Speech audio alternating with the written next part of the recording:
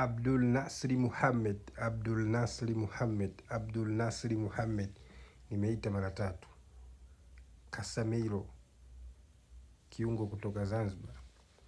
Huyu mchezaji toka msimu ulioisha kuna nafasi aliyokuwa anapewa kucheza Yanga pale, na kuna mechi alifanikiwa kufunga goli kwenye CRDB plus game uliyomwangalia leo aliyocheza kwenye wiki ya Mwananchi. Ni mchezaji ambaye anahitaji muda na nafasi, yaani anahitaji kuaminiwa tu. Huyu ni mchezaji mzuri, kocha akimwamini kumpa dakika msimu huu atakuja kuwa mchezaji mzuri sana mbeleni, kwa sababu hakuna mchezaji mzuri na haiwezekani mchezaji akaja kuwa mchezaji mkubwa kwa kukaa benchi. Kama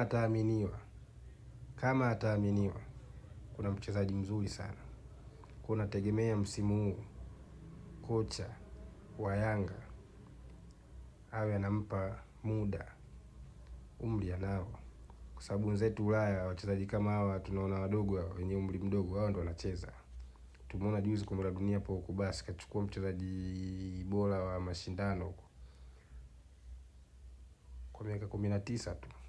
Tunaona kina Lamine Yamal wanaaminiwa wakiwa wadogo tu. Kwa hiyo tunashindwaje sisi kuamini hawa vijana wenzetu wadogo wakina Casemiro? Mchezaji mzuri sana.